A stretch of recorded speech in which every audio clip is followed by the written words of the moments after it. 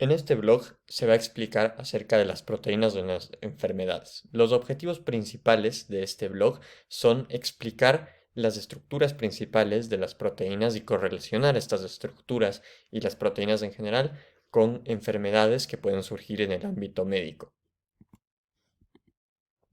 La primera estructura que se conoce es la estructura primaria. Esta vendría a ser la estructura más simple y se trata de una cadena lineal de aminoácidos.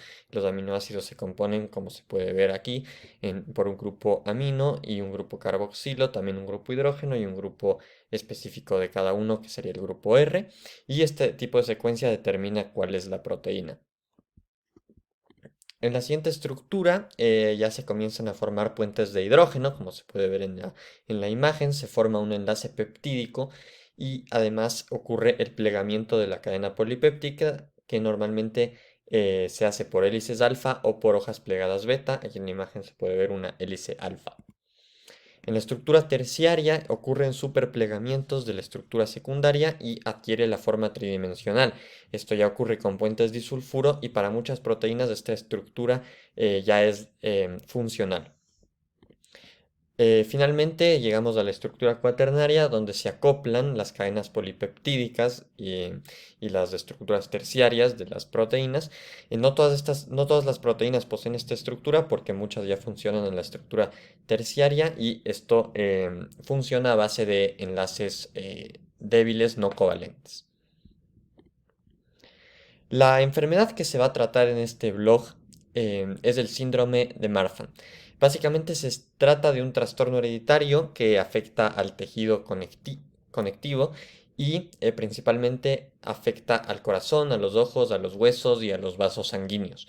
Esto normalmente ocurre a las personas altas y delgadas. Y los medicamentos que se usan para este tratamiento, para el tratamiento de esta enfermedad, se pretenden mantener baja la presión arterial y también pueden ocurrir cirugías.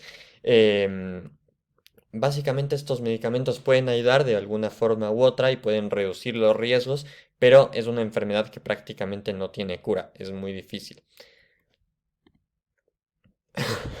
La mayoría de pacientes nacen con un gen modificado de forma hereditaria.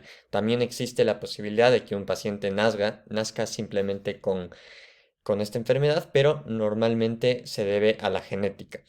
Se da por defectos en un gen llamado FBN1 y lo que hace esta mutación es que produce poca fibrilina 1 y esto a su vez hace que se produzcan pocos tejidos elásticos y los tejidos elásticos y conectivos dejen de funcionar en plenitud.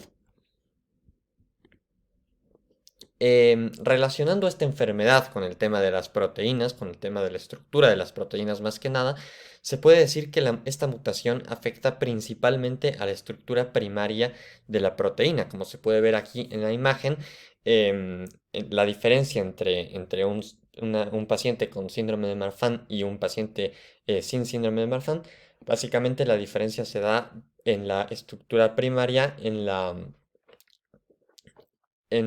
cadena de aminoácidos, ya que puede ser que las bases nitrogenadas varíen mínimamente entre un caso y otro y esto desencadene en que la estructura primaria de la proteína fibrilina 1 comience a funcionar mal y comience a ser insuficiente para lo que necesita el cuerpo. A pesar de que se afecta principalmente la estructura primaria, esto se puede entender también como un efecto dominó, ya que por ende no se podrá emplear tan bien en la estructura secundaria, la forma tridimensional se puede ver afectada en la estructura terciaria y lo que hace entonces es que al dañarse la estructura primaria puede desencadenar en que las demás estructuras no sirvan en plenitud. Aquí se puede ver un ejemplo de cómo algo tan chiquito, una variación tan pequeña como un cambio de bases nitrogenadas mínimo puede afectar en una enfermedad que puede incluso acabar con la vida y es muy difícil de tratar, incluso para la medicina actual. Muchas gracias.